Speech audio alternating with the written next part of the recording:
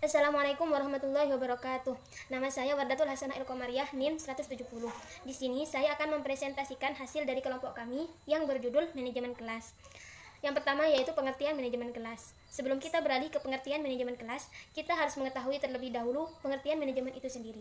Beberapa ahli menyatakan bahwa manajemen merupakan suatu proses tertentu yang menggunakan kemampuan orang lain dalam mencapai tujuan, di mana pelaksanaannya mengikuti alur keilmuan secara ilmiah dengan menonjolkan kekhasan atau gaya manajer yang mendayagunakan kemampuan orang lain. Jadi, dapat diringkas bahwa manajemen adalah suatu proses tertentu yang dimiliki oleh kemampuan seseorang untuk dalam menonjolkan kekhasan atau gaya manajer yang baik dari seorang tersebut. Selanjutnya yaitu pengertian manajemen kelas. Manajemen kelas adalah upaya yang dilakukan guru untuk mengkondisikan kelas dengan cara mengoptimalkan berbagai sumber seperti potensi yang ada pada guru, sarana, dan lingkungan belajar di kelas yang ditujukan agar KBM dapat berjalan sesuai dengan perencanaan dan tujuan yang ingin dicapai. Selanjutnya yaitu tujuan pengadaan manajemen kelas. Tujuan pengadaan manajemen kelas dibagi menjadi 5. Yang pertama yaitu terciptanya suasana belajar yang kondusif. Yang kedua, terjadinya hubungan interpersonal yang baik antara guru dengan guru dan antara siswa dengan guru dan siswa dengan siswa. Yang ketiga yaitu mewujudkan situasi dan kondisi kelas yang lebih baik sehingga dapat membantu siswa untuk mengembangkan kemampuannya. Yang keempat yaitu menghilangkan berbagai hambatan yang dapat menghalangi terwujudnya interaksi pembelajaran. Dan yang kelima yaitu membimbing siswa sesuai dengan latar belakang sosial, ekonomi, budaya, dan sifat individualnya. Assalamualaikum warahmatullahi wabarakatuh. Nama saya Siti Kutipa Mafiro, NIM 174. Di sini saya akan menjelaskan tentang elemen-elemen yang ada di dalam manajemen kelas. Nah, elemen manajemen kelas ini ada 3. Yang pertama, elemen yang bisa diobservasi. Yang kedua, elemen inti. Yang ketiga, elemen tersembunyi. Nah, di sini kita akan membahas yang pertama yaitu elemen observasi. Baik. Yang pertama ini adalah penggunaan ruang kelas, di mana saat kegiatan berlangsung, guru dan siswa itu berada di dalam ruang kelas. Yang kedua, bentuk dan ukuran kelas. Nah, bentuk dan ukuran kelas ini tergantung dari sekolahnya juga. Misalnya bentuknya memanjang atau melebar juga itu bisa. Terus yang ketiga yaitu bentuk bangku dan meja siswa. Bangku dan meja siswa ini akan disesuaikan dengan siswanya yang harus bagaimana bentuknya, persegi panjang kah atau kotak kah gitu kan ya. Terus yang keempat, jumlah anak peserta didik. Nah, jumlahnya ini masih bisa diobservasi juga kan ya. Misal jumlah dalam satu kelas ini ada 40 siswa gitu. Terus yang kelima, jumlah dalam kelompok dalam kelas. Nah, dalam pembelajaran guru ini bisa membentuk sebuah kelompok di mana kelompok ini terdiri dari 4 kelompok dan isinya 5 anak gitu. Terus yang keenam, yang keenam ini penggunaan waktu.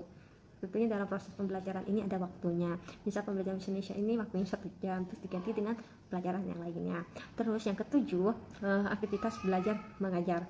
Di mana aktivitas belajar ini siswa itu mendengarkan gurunya yang sedang menjelaskan ya tentang pembelajaran tersebut. Yang kedelapan, interaksi atau komunikasi. Di mana interaksi dan komunikasi ini sangat diperlukan untuk guru berinteraksi dengan muridnya. Yang kesembilan ini alat atau artefak atau bisa disebut dengan fasilitas yang ada di dalam kelas seperti papan tulis, bangku, meja, dan lain-lainnya. Oke, selanjutnya kita akan bahas yang kedua yaitu elemen tersembunyi.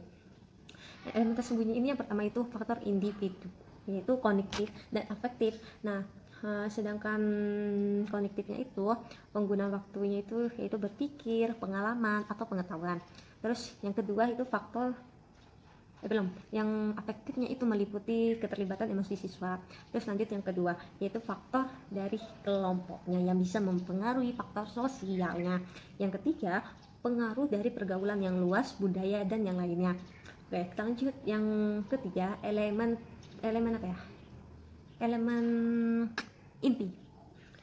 Elemen inti ini yang pertama itu time and space, yaitu waktu dan tempat ruang, di mana waktu dalam kelas ini bisa diartikan sebagai fasilitas yang ada dalam kelas.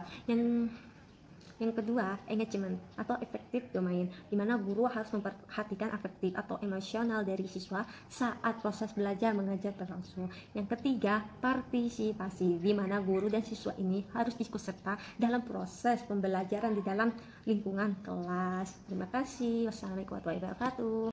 Assalamualaikum warahmatullahi wabarakatuh. Nama saya Ainun Yakin, NIM 177. Di sini saya akan menerangkan tentang prinsip dalam pengorganisasian manajemen kelas. Nah, di mana prinsip dalam pengorganisasian manajemen kelas ini sangat ditekankan oleh seorang guru yang mana nantinya akan menghasilkan suatu proses pembelajaran yang lebih efektif dan lebih efisien. Nah, prinsip dalam pengorganisasian manajemen kelas ini dibagi menjadi dua. Yang pertama adalah prinsip persiapan, yang kedua adalah prinsip motivasi. Nah, prinsip persiapan adalah kemampuan atau kematangan fisik, intelijensis, latar belakang, serta pengalaman pembelajaran yang lebih baku, motivasi, dan faktor-faktor yang lainnya. Nah, prinsip dalam persiapan ini, kita sebagai seorang guru itu harus memiliki kesehatan dalam fisik kita. Nah, jika fisik kita itu sehat, maka proses pembelajaran tersebut akan berjalan dengan sangat bagus dan lebih efektif dan efisien. Nah, selanjutnya adalah latar belakang. Nah, di mana latar belakang ini menurut saya yaitu kita itu sebagai contoh atau suri tauladan bagi siswa kita. Nah, ketika kita memiliki prestasi yang bagus, terus latar belakang hidup kita yang bagus, nantinya kita akan dicontoh atau perilaku kita yang bagus, kita akan dicontoh oleh siswa kita, di mana kita bisa dicontoh baik dari sisi baiknya kita dicontoh oleh siswa kita, sehingga nantinya siswa itu memiliki perilaku yang baik. Jadi, kita sebagai seorang guru itu harus mewanti-wanti diri kita untuk selalu bersikap baik pada siapapun, dimanapun dan kapanpun. Terus selanjutnya yaitu memiliki pengalaman pembelajaran yang bagus. Nah, di mana ketika kita memiliki jam kerja atau jam terbang yang bagus dalam proses pembelajaran, atau pengalaman kita dalam melakukan suatu proses pembelajaran itu jauh lebih baik, atau pengalaman kita bagus banget. Nah, itu akan sangat berpengaruh pada nantinya kita melakukan proses pembelajaran di depan siswa kita. Nah, suatu proses pembelajaran berhasil atau enggaknya, siswa mengerti atau enggaknya itu tergantung kita sebagai seorang guru. Bagaimana cara kita menerapkan modelnya, bagaimana cara kita menerapkan aturan-aturan dalam proses pembelajaran kita, itu tergantung pada seorang guru. Nah, jadi ketika kita sebagai seorang guru itu memiliki jam tayang atau jam kerja, pengalaman kita mengajar lebih banyak, maka otomatis nanti kemungkinan besar proses pembelajaran kita itu jauh lebih baik dan efisien. Terus selanjutnya adalah motivasi, prinsip motivasi. Nah, prinsip motivasi ini yaitu tenaga pendorong atau penarik yang menyebabkan adanya tingkah laku ke arah yang lebih positif. Nah, di mana ketika kita melakukan suatu proses pembelajaran, yaitu di sini kita itu judulnya yaitu mengorganisasikan manajemen kelas. Nah, ketika kita mengatur kelas tersebut, kita itu harus memiliki motivasi pada diri kita sendiri. Kita harus menanamkan motivasi pada diri kita sendiri untuk mengatur pengorganisasian dalam kelas tersebut. Di mana dalam mengorganisasikan kelas tersebut, kita bukan hanya mengatur ruangannya saja, tetapi kita juga mengatur siswa tersebut. Nah, di mana siswa memiliki karakter sifat masing-masing. Nah, sebagai seorang guru, kita harus memiliki motivasi pada diri kita sendiri. Bagaimana caranya kita bisa mengatur, bisa mengubah, baik itu dari siswa kita, kondisi kelas tersebut.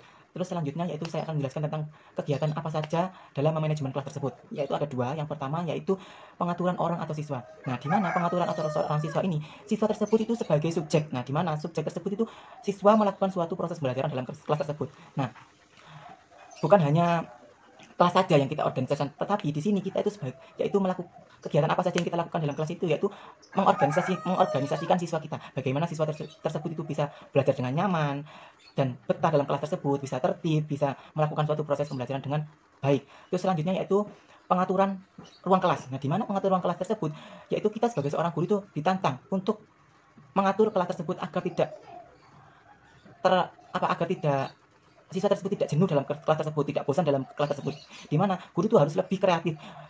Misal contoh, bangku itu jangan hanya monoton ditata seperti biasanya. Bagaimana kita sebagai seorang guru itu harus mengatur bangku tersebut semenarik mungkin, sebagus mungkin, dan seefisien mungkin untuk dijadikan dalam suatu proses pembelajaran. Terus selanjutnya yaitu dinding-dinding. Nah, dalam dinding tersebut kita harus memilih cat yang lebih bagus, lebih terang, yang sekiranya itu cocok untuk digunakan pada anak seusia tersebut. Terus selanjutnya kita harus menempelkan dinding-dinding tersebut dengan gambar-gambar yang lebih menarik, slogan, atau gambar-gambar yang lebih bagus untuk ditonton, sehingga nantinya siswa itu tidak bosan dan tidak cenderung